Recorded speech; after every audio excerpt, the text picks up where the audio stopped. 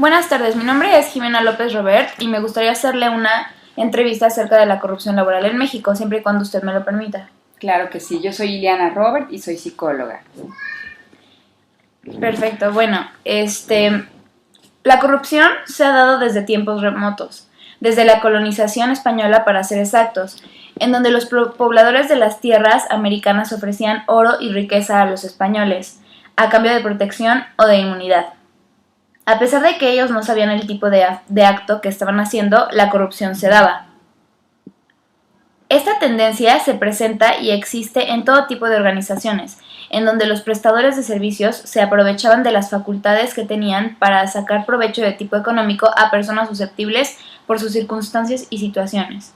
En concreto, ¿usted qué considera con respecto a la corrupción laboral en México? Bueno, considero que como en todas las sociedades, y efectivamente como tú lo mencionas desde hace mucho tiempo, esto existe. Sin embargo, creo que se ha hecho un gran esfuerzo. Recientemente, la mayoría de las organizaciones tienen un área que se llama compliance, que se hace cargo de evitar que esto suceda. Un ejemplo, el área de compras. Te pide que no tengas un único proveedor para computadores, por ejemplo, que tengas opciones. Es decir, estos son esfuerzos reales que me constan que están sucediendo hoy en día en el ámbito organizacional.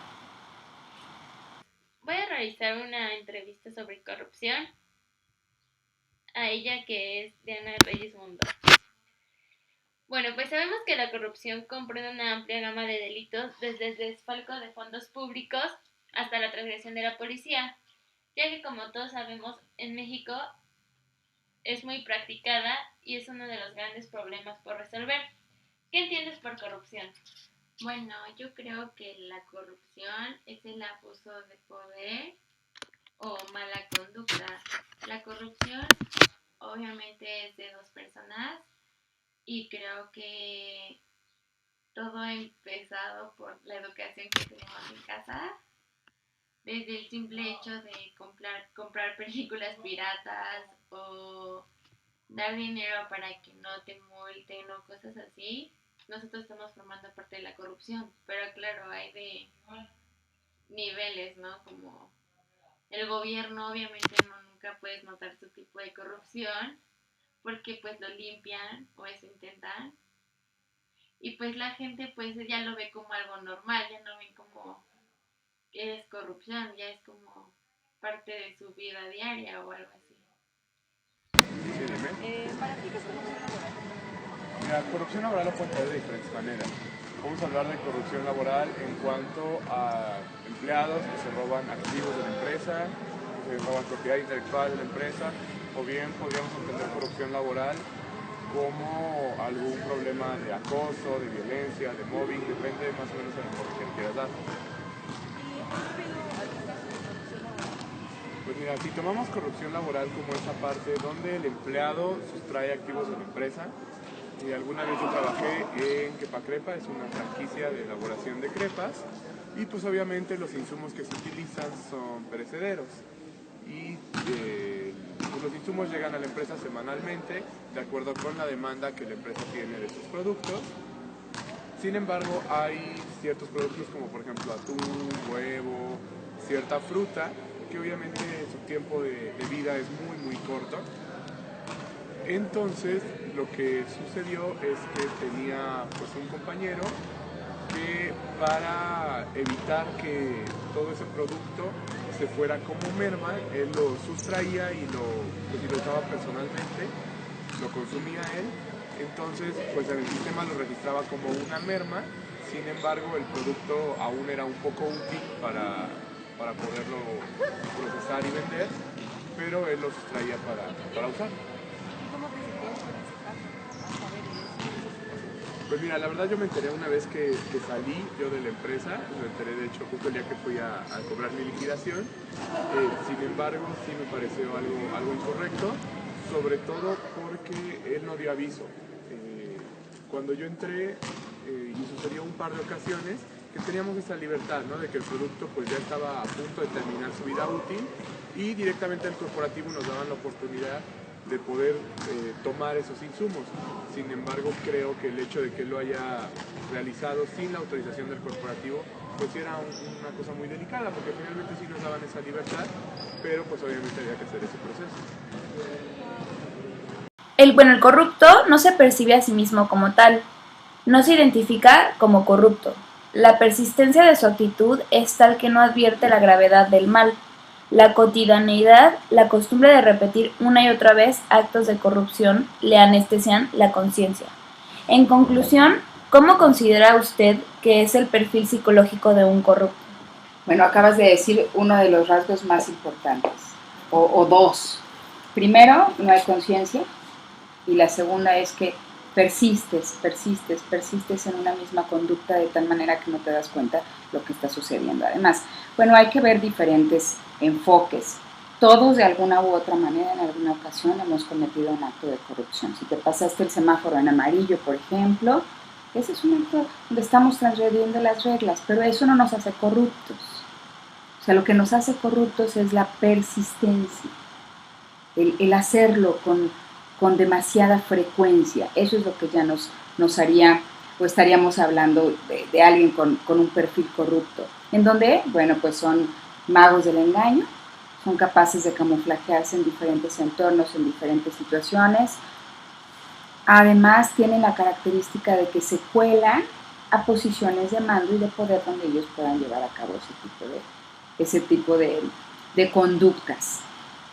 No tienen conciencia, efectivamente ellos piensan que es normal, porque si fulanito lo hace, pues yo también lo voy a hacer, no tiene nada de malo. Entonces, esta parte de la inconsciencia es una característica importante, y podemos hablar hasta ya rasgos de tipo psicópata, donde no sienten la más mínima culpa de haber generado actos que estén afectando o impactando negativamente a los demás. Como tú sabes, y yo creo que todo el mundo sabe, también existe la corrupción laboral y es donde más se practica. Y la corrupción en el mundo del trabajo crece día a día junto con la informalidad laboral y el desempleo. Y esto se da con mayores frecuencias en las empresas grandes. ¿Cómo definirías corrupción laboral? Bueno, pues la verdad yo no trabajo, así que no te puedo hablar personalmente sobre la corrupción laboral. Pero bueno, claro, en la empresa de mi papá pues no es tan grande, pero pues es mediana. Y te puedo decir que hay diferentes pues casos de corrupción, porque muchas veces no sabes si están aceptando algo legal o es corrupción. Como luego de cliente a cliente se dan obsequios como perfumes, relojes, botellas de vino, lo que sea. Y a veces uno no sabe si es como de buena fe o es corrupción. Así que ahí se queda como en la duda, ¿no? Pero yo creo que la corrupción laboral existe, obviamente, sí, claro, como dijiste, en todas las empresas y más en las grandes, ya que muchos hacen lo que es lo de los impuestos que los evitan, Los deducen. exacto, y o muchos hacen facturas que ni siquiera son de la empresa, pero lo hacen para igual, lo mismo de los impuestos y todo eso, así que también creo que para en muchos términos legales como construcción o como contaminación y todos esos aspectos, obviamente las empresas grandes van a pagar millones de pesos para quedarse ahí. Y claro, estamos en un gobierno donde con dinero todo el mundo se mueve, así que yo creo que en todas partes hay corrupción, en todas las empresas, desde chicas o medianas, siempre va a haber algo ahí.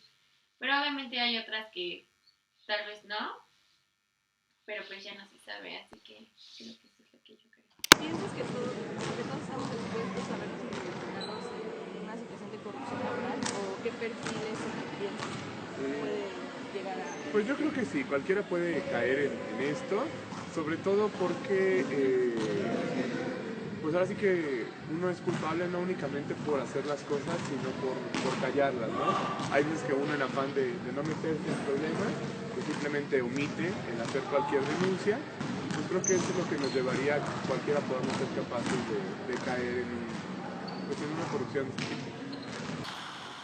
Sabemos que existen causas que posibilitan la aparición de la corrupción y sabemos que se pueden dar en mayor o menor medida en cualquier estado por el hecho de motivar a la persona a llevar a cabo o no actos corruptos. Entonces, ¿qué factores influyen en que existan personas que caigan en actos corruptos y otras que no? Sí, por supuesto. Hay factores personales, es decir, ya la educación de la gente, los valores, ese es uno. Y otro muy importante es el entorno y el medio ambiente. Si estás en un entorno y en un medio ambiente donde es común o es usual utilizar ese tipo de comportamiento, como por ejemplo los gángsters, o hoy que es un tema de actualidad, el narcotráfico. Ellos tienen sus propias reglas y sus propias normas, que los que estamos fuera podemos verlas como negativas, pero los que están dentro es parte de su modo de vida. Así es como se deben de llevar a cabo las cosas. Y ellos así lo perciben y ellos así lo captan. Existen varias organizaciones que se han dedicado a buscar soluciones para combatir la corrupción laboral.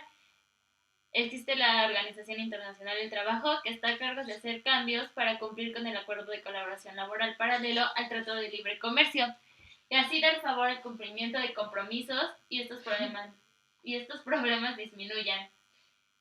Para ti, ¿cuál sería una solución para combatirla?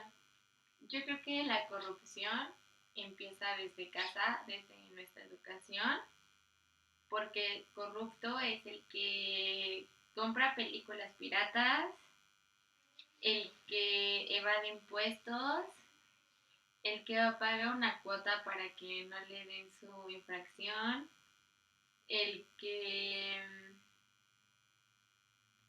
no sé, el que compra cosas que por su precio puede ser robado, el que no hace las cosas como deberían de ser, ¿no?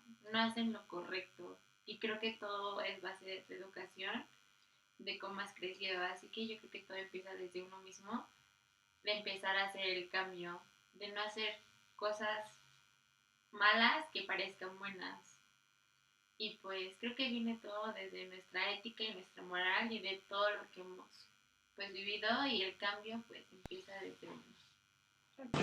¿Y en México qué crees que lleva a que las personas se vean involucradas en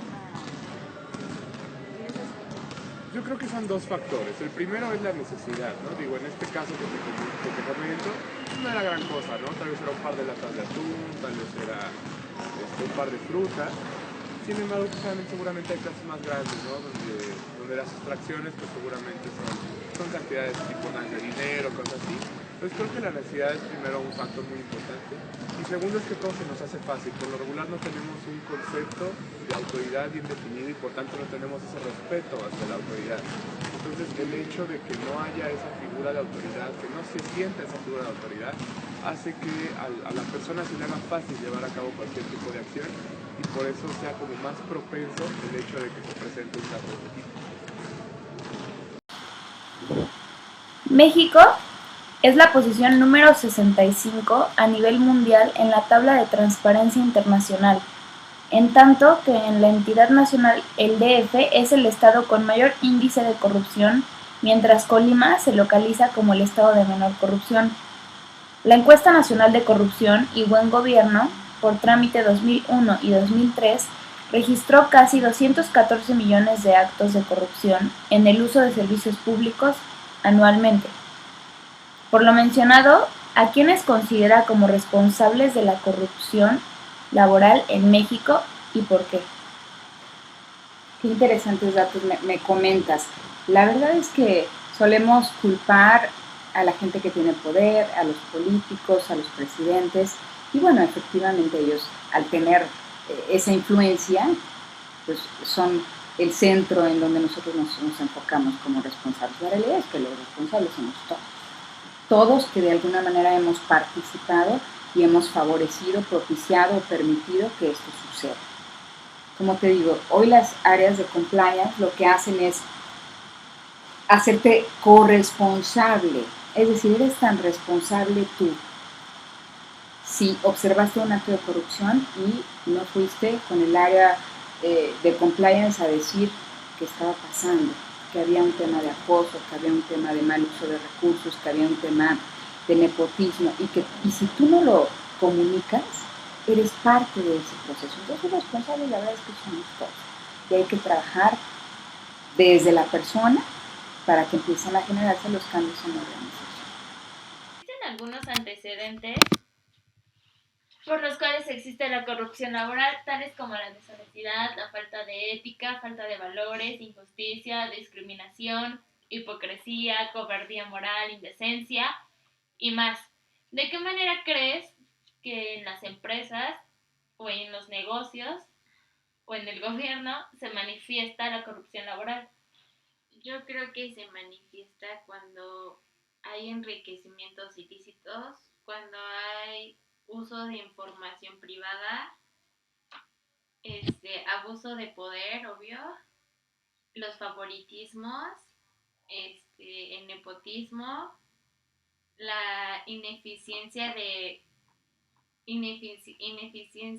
irresponsabilidades en el desempeño de cada una de las funciones, aprovechamiento de dinero ajeno hasta el propio y la desviación de fondos fiscales, ¿no? O sea, todo lo que es en base a la ley y todo lo que es dinero y el poder, creo que les come el cerebro a las personas. ¿Tú podrías tener una solución? ¿Cuál sería? Yo creo que la solución es hacer conciencia. Digamos, el darle a la gente la idea de que se van a sentir mejor consigo mismos si hacen las cosas bien. Que a pesar de que de un momento puedan presentar como que algún mayor beneficio, siempre va a quedar como esa conciencia, como esa calma de llevar a cabo las cosas bien, en forma, y pues estar como en paz con uno mismo por el hecho de hacer eso. Esa sería como un punto importante. Y la segunda sería apoyar la necesidad de la gente, ¿no? Por lo regular, cuando pensamos en apoyo a la gente, lo primero que se nos viene a la mente es ayuda social, ¿no? Proyectos asistencialistas, que es te doy directamente dinero, comida, etcétera, lo que tú necesites. Creo que más que eso es darle a la gente el poder, la visión, es decir, empoderarla para que ellos mismos puedan producir lo que requieren y que esa sea su verdadera ayuda, tener un conocimiento para que ellos mismos puedan generar lo que requieren y no tengan que caer en este tipo de acciones por necesidad. Por ejemplo, hablabas de que para una propuesta de solución era como darles como herramientas para que ellos pudieran hacer sus propias cosas, pero hablas como de un sistema externo, pero por ejemplo, ¿tú qué podrías hacer? ¿O tú serías la persona que le diera esas herramientas? Pues mira, mucho de lo que se debe compartir no es algo tangible. Mucho de lo que debemos compartir es conocimiento, es ideas, es las formas de hacer las cosas. Claro que pues personalmente estoy dispuesto a siempre compartir ideas, métodos de trabajo, enseñar cómo hacer ciertas cosas. Creo que eso es mucho más importante que incluso simplemente enseñar cómo usar alguna máquina o cosas así. Me parece que es ahí donde está la parte importante, ¿no? El sí compartir, pero pues aquello que va a pesar más siempre es ese conocimiento, esa parte técnica de cómo hacer las cosas. En promedio, las mordidas costaron a los hogares mexicanos 109.50 pesos por año. Lo anterior implica más de 23.400.000 de pesos anuales en pagos de mordidas por servicio público a los hogares. Para los hogares con ingresos de hasta un salario mínimo, este impuesto regresivo llega a representar el 13.9% de su ingreso. Por lo comentado, desde el punto de vista psicológico, ¿qué considera que se podría hacer para disminuir la corrupción laboral en México? De acuerdo. Bueno, pues continuar con este enfoque de áreas externas que rijan y que generen una serie de reglas para prohibir, para evitar. Y la otra es la educación. La educación desde el hogar. en donde no sea común que como todos lo hacen, pues nosotros también lo hagamos, sino que haya una verdadera claridad en términos de lo que está permitido y lo que no está permitido. Y una vez que tú ya lo tienes esto desde casa, es mucho más fácil que te alinees a las reglas que hay en la organización y que no se te haga sencillo decir, ay, como todos lo hacen y todos se quedan con lo que les sobra de viáticos, ¿qué yo no puedo hacer? Por darte un ejemplo, ¿no? Y continuar con estas instancias rectoras que no hay en todas las organizaciones, las áreas de control. Por último, la corrupción es la interacción de dos o más personas, como ya lo habías dicho anteriormente. Por lo tanto, se da con mayor facilidad en las empresas o negocios. ¿En qué tipo de empresas grandes, no sé, en los negocios que como tiendas o en empresas grandes, hablo como Coca, Bimbo, crees que existe más la corrupción laboral y por qué razón crees que si en las medianas, grandes o chicas exista más? O sea, Bueno, yo creo que en las macroempresas o las empresas internacionales son las que más corrupción tienen. Porque, por lo mismo que mencionaba anteriormente, todo está en base de poder. La gente le gusta el poder, obviamente. Y mientras más vas creciendo, más vas a querer y más vas a querer. Y a veces no te van a importar infringir algunas reglas, no sé, como también mencioné sobre la contaminación, uso del suelo. Muchas empresas tienen esos tipos de problemas, pero claro, con el dinero o con, no sé, con algunos, no sé, beneficios que puedan brindar, pues la gente accede a darles ese lugar, como en el DF.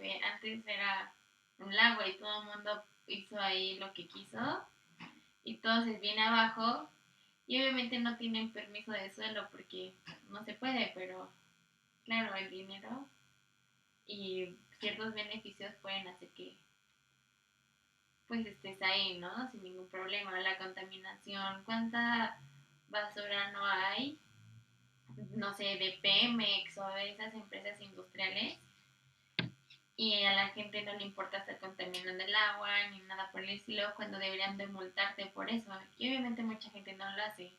También cuando muchas empresas dicen que ayudan a, no sé, asociaciones o a niños o hospitales o cosas así, no lo hacen por el hecho de ayudar, lo hacen por el hecho de poder evadir sus impuestos.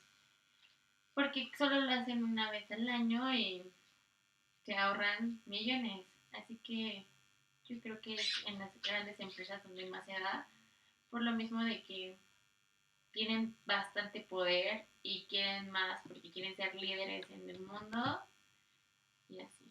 Ok, y por ejemplo, si en el código de ética no se ve como obligado, por ejemplo, en el caso de un, no sé, psicólogo que le digan, no sé, le cuenten algo muy importante, algo muy delicado, y se vea o sea, que tenga que esto, por ejemplo, sea alguna, no sé, que cometió un delito o que sabe de una violación o cualquier cosa, ¿tú crees que deba de romper su código de ética para, no sé, avisarle a las autoridades, o en este caso sí, como cometer este acto entre, no sé, como un dilema ético?